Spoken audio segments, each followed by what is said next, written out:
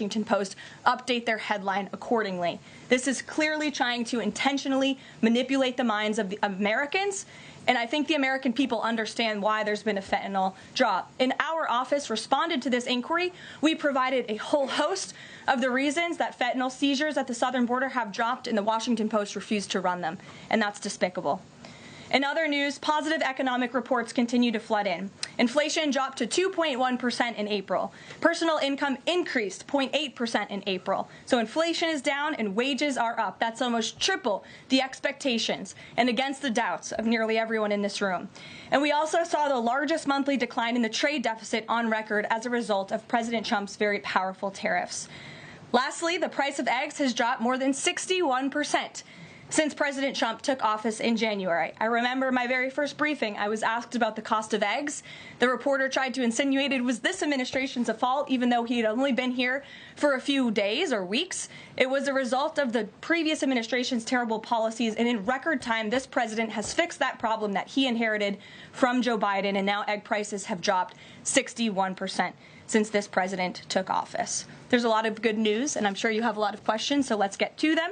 We have just the news and our new media seat today. Amanda Head, thank you for being with us. Why don't you kick us off? Sure, thank you so much. There is a disturbing trend of anti-Semitism turning into terrorism. Of course, the Boulder, Colorado instance that you just mentioned, the 2 Israeli embassy staffers who were murdered, Pennsylvania governor's mansion with the Jewish governor inside getting set on fire. Does the president consider this domestic terrorism? And as such, are there official alerts to law enforcement, BOLOs, task forces, things like that? The president has made it very clear, as he said in his statement yesterday, that yes, these anti-Semitic acts of violence are do qualify as terrorism, and he does not want to see terrorism or violence of any form taking place in the United States of America. And as for specifically anti-Semitic terrorism and anti-Semitic acts of violence and those that are targeting Jewish Americans, this administration has done more to combat that violence than any administration in history. And one incident is one too many. And I think, frankly, that's something the previous administration was not willing to say. This president will stand up for Americans of all religions, of all faiths, of all creeds, and we will continue to look at policy measures and actions that we can take in addition to the actions that have already been taken to curb this anti-Semitic violence. And to Jewish Americans at home, across the country, this president has your back. And then on another issue, back in February, Secretary Kennedy created a commission to re-examine the childhood vaccine schedule. But there are still states outstanding like California, Connecticut, Maine that are not allowing any religious exemptions for kids not only to go to school but to participate in sports and extracurricular activities. Would the president want to see religious exemptions allowed across all 50 states? And how do you enforce that, especially with states like California that are already defying the president on the men and women's sports issue? Generally speaking, I know the president supports religious exemptions for families when it comes to vaccinations. As for the instances in those specific states, I'll have the administration and the White House look into it and see what executive action, if any, we can take on that front. Thank you. Kelly. Good afternoon. We're now in hurricane season, and obviously there is great concern every year about the potential for that. Can you speak to how the president is planning to have the level of support, should it be needed, to be as it has been with a reduction in the workforce? And is he still comfortable with Administrator Richardson, who had talked, whether joking or not, about not being aware of a hurricane season for this country?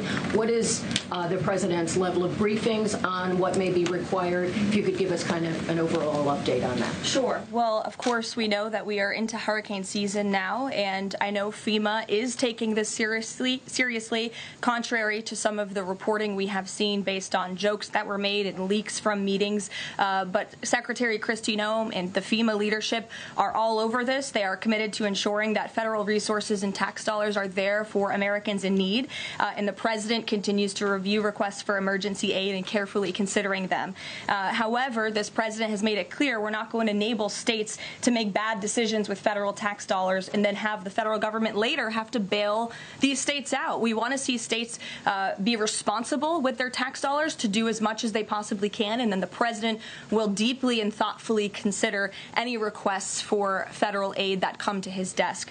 And I think some of the media reporting we've seen on this is frankly sloppy and irresponsible possible. There are serious people who are taking this issue seriously, starting with the president himself, who, as you know, on his first domestic trip back in office, visited both North Carolina and California, both of which were, of course, hit by natural disasters when he wasn't even president, but he took ownership of that and visited those places and those people immediately. Is it Brian? about hurricane season appropriate, though, now that this is serious business, as you talked about? It's serious business, Kelly, and I'm not going to engage in such fodder with a question like that. Brian? Thank you, Caroline. Reuters was reporting that there is a letter that is meant to be sent to other countries, which would give these countries a deadline of Wednesday to produce their best offer on the trade matter. Why does the administration feel the need to send this letter? And I have one more follow-up on trade. Sure. I can confirm the merits and the content of the letter. USTR sent this letter to all of our trading partners just to give them a friendly reminder that the deadline is coming up. And they are in talks. Ambassador Greer, Secretary Bessa, and Secretary Lutnick are in talks with many of our key trading partners around the globe. As you know, Brian, I know the Wall Street Journal has covered this quite heavily. And they continue to be engaged in those discussions. And this letter was simply to remind these countries that the deadline is approaching and the president expects good deals, and we are on track for that, I will emphasize. On the trade side, though, when the deal with the United Kingdom, there was this idea of a reprieve on the auto tariffs. Is the president looking to do another similar deal on the sector-by-sector reduction in tariffs, or is this more going to be deals related to the reciprocal tariffs that were announced months ago? Well, as I've said previously from the podium, and the president has discussed as well, each country has unique advantages, unique challenges to it based on their markets and what they export to us and what we export to them. And so that's why the president smartly advised his trade team to engage in tailor-made deal-making. And we saw that with the United Kingdom, and we will see that with other countries as well. Kate. Does the president support the Senate moving forward with the bill imposing heavy sanctions on Russia? Look, the president has spoken about his position on sanctions on Russia. He has smartly kept this as a tool in his toolbox if necessary. But I think the Senate and everyone on Capitol Hill respects the president as the commander-in-chief for a reason. And as you know, Russia and Ukraine engaged in direct talks yesterday. That was at the encouragement of this president when he spoke to both leaders of both countries via phone just a couple of weeks ago. And so I would just like to remind everybody how far we have come in just 4 months. I mean, it was inconceivable last year at this time for Russia and Ukraine to be engaged in direct talks. And it's because of the president's insistence and determination to get this war to an end that these countries sat down yesterday. So he's willing to use sanctions if he needs them, and the Senate and the Capitol Hill understand that the president is the commander-in-chief and he's leading United States foreign policy as he should. And on Iran, the president said that the U.S. would not allow for any uranium enrichment, but the proposal offered to the Iranians reportedly allows for low levels of enrichment. Can you explain that discrepancy? I'm not going to comment on alleged details of the report. We're not going to negotiate through the media out of respect for these ongoing discussions and negotiations that Special Envoy Witkoff is leading. The president made his position very clear on Truth Social last night. In fact, it couldn't be any more clear, and I would reiterate that's his position. Special Envoy Witkoff sent a very detailed and acceptable proposal to the Iranian regime that the president hopes they will accept, and if not, they will face grave consequences, as the president himself has reiterated. Sure. Thanks, Caroline. You're welcome. A couple of things, if I may. Firstly, can you confirm whether or not President Trump is going to be going to the NATO summit in The Hague later this month? I can confirm he will be going to the NATO summit, yes. Okay, great, thanks. And another question on the Netherlands, in fact. Just wondering if you have any reaction to the collapse of the Dutch government there after the anti-EU and anti-Islam leader Geert Wilders, who's been described as a Dutch Trump, pulled out of the government there. I don't have a comment on that, but certainly we should and we will get you one, okay? Thanks. You're welcome. Brett.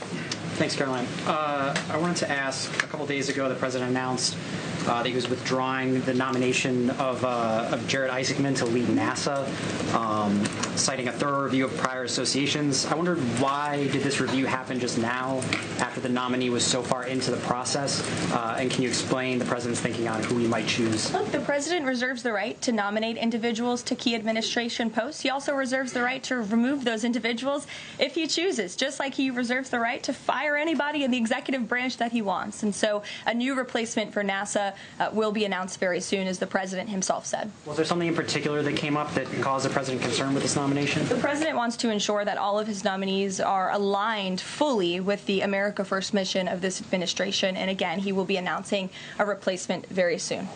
Andrew, go ahead. Thank you, Caroline. You're welcome. It's been just about a month since President and Prime Minister Starmer announced... I can't see you all the way back there. Those heads in the way. Well, just very There you go. So it's been just about a month since Prime Minister Starmer and President Trump announced that the U.S. and U.K. had reached a trade deal, That's right. or at least a framework for a deal. Now there are at least some conservative MPs in London who are complaining that Parliament has not yet seen the text of any deal. So I'd like to ask you from this side of the pond, is there a text for the deal ready to be released, submitted? And if not, when can we expect it? And then I have one more. There's most definitely text with this deal. There is language that this side has seen. You'll have to ask the UK Parliament why they haven't seen it from their own government. I obviously can't answer that question. And on Caroline, one more on Ukraine, Go ahead, please. Jonathan. Sure, go ahead. On Ukraine, it's been a couple of days since Ukraine made that audacious drone strike on Russian airfields. The president hasn't said a word about it, and usually he's not shy about making his thoughts known on the war. Or, it's not bad. On the war or any other subject. What have you heard from him on this audacious drone strike? Is he surprised? He said that Zelensky didn't have the cards when they met in the Oval Office a few months back. Does Zelensky possibly have some cards that the president hadn't known about? Look, the president's thinking on the Russia-Ukraine war as it stands, I spoke to him about it just this morning, is he remains positive at the progress that we've seen. Again, he urged both leaders to sit down and talk directly with one another, and they did that. Russia handed over a memorandum of peace, or a peace plan, or a suggestion of one, I understand, to the Ukrainian side. They also agreed upon the exchange of prisoners or hostages from each other's countries. So he remains positive about the progress that we're seeing, but he also is a realist, and he realizes these are two countries that are at war and have been for a long time because of his predecessor's weakness and incompetence. So he's working hard to solve this conflict, and that's where his mind is right now on it. Jonathan, go ahead. Thank you. Same topic, just to put a finer point on it. Does President Trump approve of Ukraine's decision to strike nuclear-capable bombers in Russia? I would like to let the president speak on that himself. And just a follow-up, has the president... I would just add to that, the president does not want to see this war prolonged. He wants the fighting to stop, he wants people to stop dying, and he wants this to be solved at the negotiating table. The reason he is so deeply involved and has spent so much time and effort on this war is because he hates to see people dying. Again, these are not Americans that are being killed. These are Russians and these are Ukrainians. This is a war very far away. But this president truly cares about peace, and that's what he wants to see. What is President Trump doing to ensure that a similar internal drone attack doesn't happen here in the U.S., given this was done at pretty low cost, very stealthily? You know, it obviously raises questions about our own security, particularly for U.S. aircraft here. It absolutely does, and that's why the president nominated Secretary Hegseth and has approved some of the changes that have been made at the Pentagon to ensure that we have the most lethal fighting force in the world, and that the United States military is the best, the biggest. That's why he wants the One Big Beautiful Bill to be passed, because it increases our defense spending. It's why he also launched the announcement of the Golden Dome to prevent from missile strikes and attacks in the future. And the president has a full understanding, I can tell you because I've spoken to him about it, about the future of warfare and how drones are a big part of that. And I will not get ahead of our policy team, but I think you can expect to see some executive action on that front in the very near future. Caroline. Caitlin. Two questions for you as well. On the Big Beautiful Bill, you said recently that it is, quote, blatantly wrong to say that it adds to the deficit. You essentially said that an estimate from the Congressional Budget Office and other scorekeepers you believe are wrong. But Republicans like Ron Johnson and Rand Paul disagree. They are saying that it will add to the deficit. That is their concern. Is the White House's position that those two Republican senators are, quote, blatantly wrong? It is. Those senators, it's not news that they disagree with this president on policy, and the president has vocally called them out for it and for they're not having their facts together. I would add the Congressional Budget Office has been historically wrong. In fact, they predicted the Trump tax cuts from the president's first term in 2017. Their prediction was wrong by $500 billion. Those tax cuts had nearly $500 billion more of revenue than the Congressional Budget Office scored. And I would also point out, I don't think many people know this, there hasn't been a single staffer in the entire Congressional Budget Office that has contributed to a Republican since the year 2000. But guess what? There have been many staffers within the Congressional Budget Office who have contributed to Democrat candidates and politicians every single cycle since. So unfortunately, this is an institution in our country that has become partisan and political, and we are very confident in our own economic analyses of this bill. There is $1.6 trillion in savings, and our Office of Management and Budget Director, Russ Vought, is a fiscal hawk. He is well known in this city for being a well-respected fiscal hawk. He has tools at his disposal to produce even more savings. And as you know, the White House will be sending our rescissions package to Capitol Hill today. And on immigration, the other day that the Homeland Security Secretary said, and I'm quoting her now, that an illegal alien threatened to assassinate President Trump and highlighted his arrest. A man has now admitted to framing him, saying that he wrote the letter that the DHS Secretary Kristi Noem posted online. Last I checked before I came into the room, that post was still up from DHS. Does the White House expect them to issue a clarification or a correction on that front? We can ask the Department of Homeland Security and get back to you. Jeff. Karoline, is the United States putting pressure on China to release its hold on rare earths that are hurting car companies and technology companies now that require that for their products? And is that pressure working?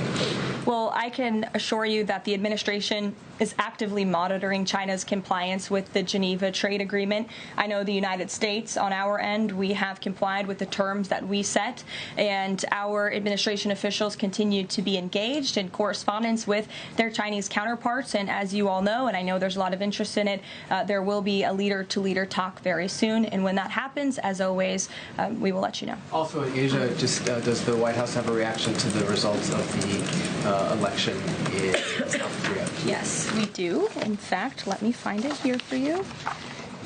It should be somewhere in here. Thank you.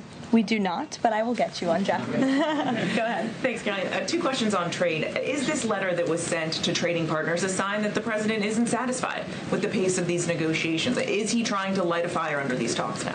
Well, look, the president has been very direct to our trading partners in his conversations with them and with foreign leaders directly that they need to cut deals with the United States of America. The tariff agenda of this president, he believes very strongly in it. And as you've all seen, he's unafraid to use tariffs to protect our industries and protect our workers. But he wants to see these tailor-made deals be signed. And I will tell you, of course, I never want to be the one negotiating with the press about these internal discussions and deliberations. But our team, who is deeply involved in this, sees these deals moving in the right direction. In fact, Ambassador Greer is in Paris right now meeting with many of our trading partners. We should still expect this flurry of deals in the next 36 days, and the plan is still for those full tariffs to go back into effect on July 9th. The plan is for the announcement of these deals to be made very, very soon, yes.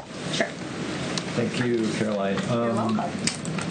So Governor Whitmer confirmed that she spoke with President Trump about the possibility of pardoning the plotters against her, the kidnapping case. She didn't give us an idea of what the president's reaction was to that. Do you have any information about what he said? Well, I won't reveal the president's private discussion unless he gives me liberty to, but I will reiterate what he said publicly when he was asked by one of the journalists in this room in the Oval Office a couple of weeks ago about the pardons. He said it's something he would look at, nothing more, nothing less. Haley, go ahead. Thanks, Caroline. And then to Kelly next to you. Thank you.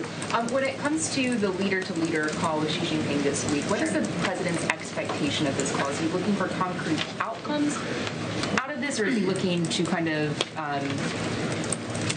warm relations as these trade talks are ongoing? Well, President Trump and President Xi have shared a respectful relationship throughout the years. And again, I won't get ahead of the president on that call. But as always, after, you'll hear directly from the president or from myself or someone else here at the White House. Kelly. Caroline, thank you. I want to get back to the anti-Semitic behavior that's been going on college campuses, as well as recently in Boulder, Colorado. The president, as you know, has the White House Faith Office, the Religious Liberty Commission, as well as the anti-task force on anti-Christian bias, which includes anti-Semitism. From a whole of government perspective, and the president has already mentioned how he hates these kinds of acts that have been going on, can these entities and these agencies work together with the president to put out a proactive campaign to help people stop the hate? I think the president himself has been leading on this, Kelly, and has been incredibly clear in his rhetoric that he is not going to tolerate such hate or behavior in the United States of America. And you will see that rhetoric being followed up by action from the Department of Justice, who is seeking to prosecute these cases to the fullest extent of the law. And I know the Attorney General and the FBI Director were very quick to call this what it was, targeted terrorism. And there was some, I think, criticism from the media, and at least pundits I saw on television saying, are they too quick to jump here? No. They see the facts and they reveal those to the American people, and they're transparent. And I think, frankly, that's a breath of fresh air from what we experienced in the previous administration. Are there programs that they can put in place to campaign against this kind of violence, to actually take the whole approach and say, we want to get ahead of you. If you're thinking it, don't do it. And if you're going to do it, sit down and talk to someone within the faith office, within the Religious Liberty Commission, as well as the task force. Yeah, surely. It's a good idea, and I'll pass it along to them. Peter. Thank you, Karoline. When you look at these last-minute Biden pardons, the big ones, Biden siblings, Fauci, January 6th committee. That's right. Most of the big ones have the same very neat signature. We would expect that probably to be the auto pen. There is one that looks different. It looks authentic. In fact, if you look at the last name, it almost looks like the president was having a hard time spelling his last name there. Is this White House of the opinion that the only pardon that would count is one that the president signed himself? It's very interesting. Very interesting props. If you want to bring them to my office later so I can take a closer look, I would like to do that. The president is making a good point when he discusses the usage of the auto pen. Who was running the country for the past 4 years? Perhaps those documents were signed with the auto pen, something that this, I believe the Department of Justice is looking into. As you saw, Ed Martin made an announcement at the Department of Justice this morning to launch an investigation because the American people deserve answers. Is there any concern that this president, who won the election on a promise to fix the economy and close the border, that focusing and scrutinizing these Biden pardons is looking into the past instead of looking forward? I think in comparison to the amount of time this president has spent on securing the border, on fixing our economy, I just read out for you an entire list of economic accomplishments. Look at the border numbers. Look at the time and effort he's divulged into solving the global conflicts abroad. It pales in comparison, but it's still, nevertheless, is a very important issue, and it was a huge issue that sent the president back to this White House. The Americans saw with their own eyes a mentally incompetent president, and they want answers for that, and the president believes they should have And them. something that just crossed, Karoline, how mad do you think President Trump is going to be when he finds out that Elon Musk said, I'm sorry, but I just can't stand it anymore. This massive, outrageous, pork-filled congressional spending bill is a disgusting abomination. Shame on those who voted for it. You know you did wrong. You know it. Look, the president already knows where Elon Musk stood on this bill. It doesn't change the president's opinion. This is one big, beautiful bill, and he's sticking to it. Yeah, thank you. The National Security Council was reorganized, or some staffing changes were made the Friday before Memorial Day. I'm hoping you can explain sort of the new structure, what the structure is of the National Security Council, what the goal is in terms of staffing levels. What is the new National Security Council mode? Well, as with everything in this White House, it is a top-down approach. The president is here. He is president. He's not an auto pen like the previous president was. He's very much involved in literally every policy discussion and decision that takes place. And we felt it was best to reorganize the National Security Council to respond to that top-down approach that we have here in this White House, and to streamline the efficiency and the effectiveness of the National Security Council. And I would add that Secretary of State Rubio and now National Security Advisor Rubio is doing a tremendous job at leading the National Security Council. He knows the president. He understands where the president is on these issues. He's great to work with here at the White House. I can tell you that. I appreciate seeing him a lot more in the building. And he and the president and the entire National Security Council, who's made up of great patriots who love this country, are doing a tremendous job on the many conflicts around the world that this administration inherited. Is there a goal staffing level? I'm sorry? Is there a goal for the staffing level, like the number of people who would be in this National Security Council? We just want the National Security Council to be as efficient as possible, and if staffing needs are necessary, I'm sure Secretary Rubio would not mind hiring people if necessary, but again, we've been working with them day in and day out, and they're chugging along and doing great work. Sure. Thank you, Caroline. Two questions, if I can. President Trump got involved himself in presidential election in Poland by supporting a conservative candidate who ultimately won. Yeah. What does it mean for the future U.S.-Polish relations? What's likely to change? Well, I believe the president is obviously pleased to see the result of the Polish elections. He met with Karol Nawrocki, if I'm pronouncing that correctly. Yes, Nawrocki. Okay, thank you. I appreciate your insight on that. He met with him at the White House, and he told him, you're going to win because you support common sense. And he supported strong borders in Poland. He supported an end to the woke, radical DEI stuff that we've seen not just here in the United States, but really take over Europe and, frankly, the whole world. He was very outspoken about that. And I was reading the reports about how the Polish people felt about this man, and they felt like he was putting the needs of Poland first. And that's a very refreshing feeling, one that we know very well here in the United States of America. So, as you know, the United States and Poland have always had a very deep and strong relationship, friendship. They're a great ally, and I know the president continues to look forward to working with them. We have one more on Ukrainian drone attack on Russia. Was President Trump informed in advance by Ukraine that the attack is coming? He was not. Carrie. Caroline, so I just want to go back to the issue on the anti-Christian bias as well as issues on anti-Semitic issues. Senator Grassley just put out a report saying that the FBI files have shown that the Catholic group targeting was way more prevalent within the FBI during the Biden era than was previously shown, as far as former FBI Director Christopher Wray was putting out there during congressional testimony. Can you discuss here what President Trump would like to see in terms of consequences within the FBI as far as those who were involved? Also, the second question, if the DOJ finds that the auto pen was used by President Biden, should those actions that were used with the auto pen, should they be null and void? I'm not going to get ahead of the Department of Justice's investigation into the usage of the auto pen. And again, the question is not, was the auto pen used? It's whether or not the President of the United States knew it was being used, and if not, who was using it in his name, which is clearly illegal behavior. Deanna. Thanks, Caroline. One on foreign policy, one domestic, if I can. Sure. On foreign, just speaking to the president's Truth Social post about Iran recently, saying that there will be no uranium enrichment, is he saying that that's a red line for him or no? I already answered this question. The president's been very clear about where he stands on that. Okay, and then on domestic, there's a report that Laura Loomer met with the vice president today. Can you speak to her relationship with the administration and if she's informally advising in any way? She is not. I do know she met with the vice president. As for what was discussed in that meeting, I would defer you to his team. Thanks, Caroline. I had one question on anti-Semitism, one question on China. So for years, radical leftists and Islamists have been calling for so-called globalize the Intifada. Do you believe this is a call for violence against Jews? And do you think these attacks on Jews around our country is what globalizing the Intifada looks like? I don't want to speak to the merits of those claims without looking into them, but as I said, any violence against Jewish Americans will be prosecuted to the fullest extent of the law. Absolutely. And also, Secretary of State Rubio made an announcement saying he'll be revoking visas of certain Chinese students, including those with connections to the Chinese Communist Party.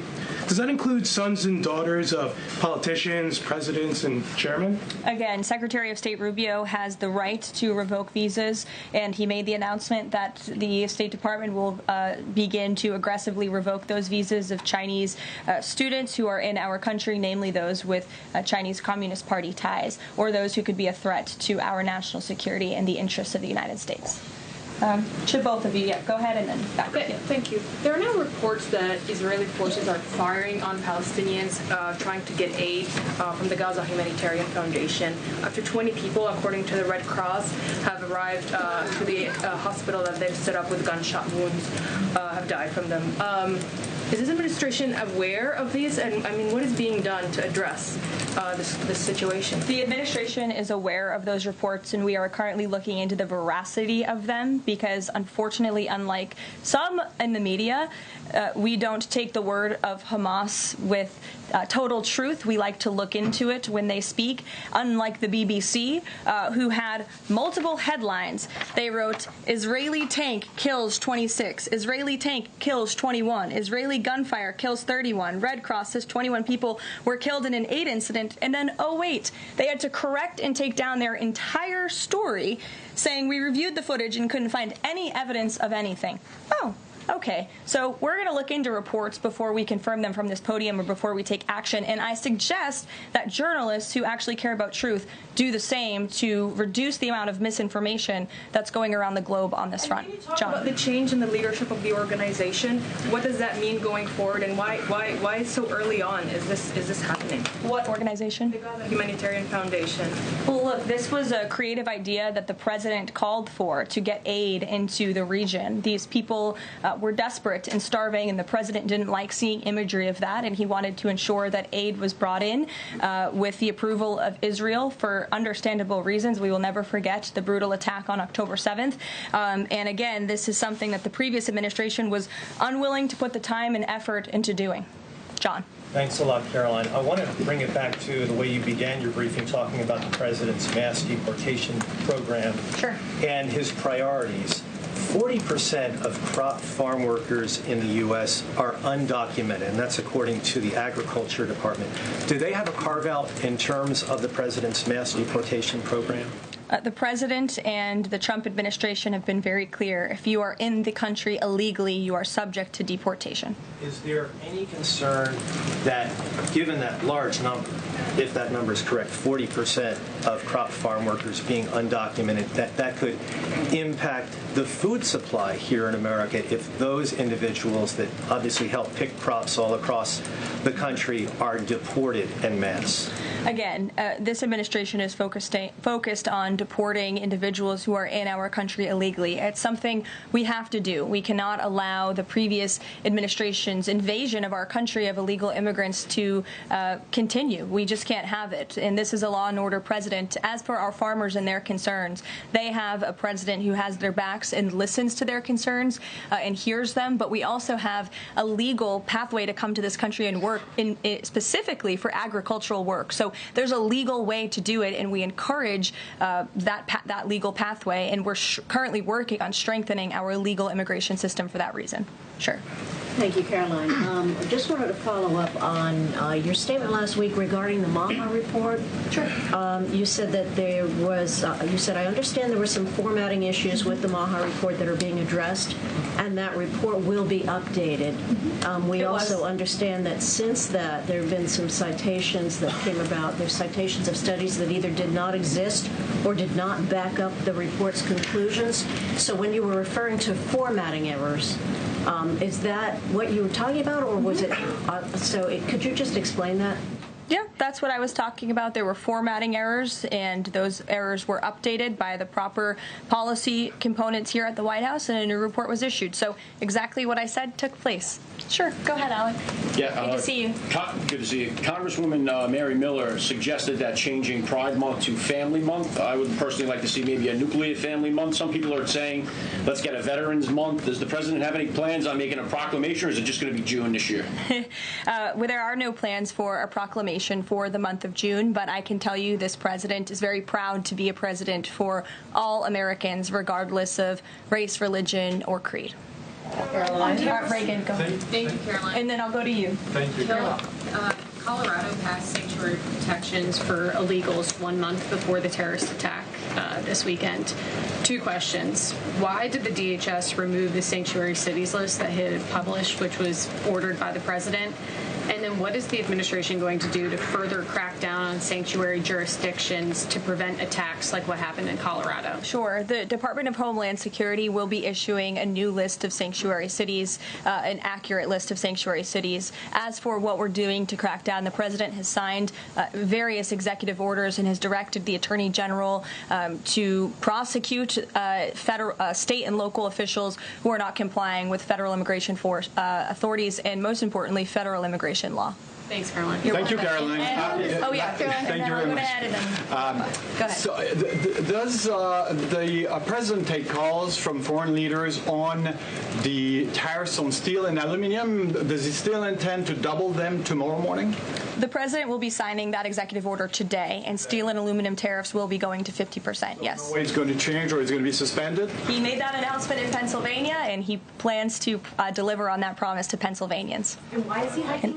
And Ed, go ahead. I can answer that, but go ahead, Ed. Oh, yes. Thank you, Caroline. So a Chinese Foreign Ministry spokesperson today said that the U.S. imposed harmful measures like new chip controls and pledging to revoke Chinese student visas. So are the Chinese the victims in this trade back and forth? Look, I don't think anyone is the victim. These are two strong countries, and as I said, the president has a good relationship with China's president and leader, and that discussion will take place later this week. And what other authorities is the president looking at for tariffs should the decision of the appeals court not go his direction? Well, right now, his tariffs remain in effect. We spoke at length in my briefing last week about that decision that came down from the International Trade Court, which has been put on pause because the president absolutely does have the authority to implement tariffs and to declare a national emergency for our crippling trade deficit. He could always have the power to use Section 202 or Section 301 as well to impose tariffs if he deems necessary, especially Section 202 tariffs, which are sectoral, as you know, to protect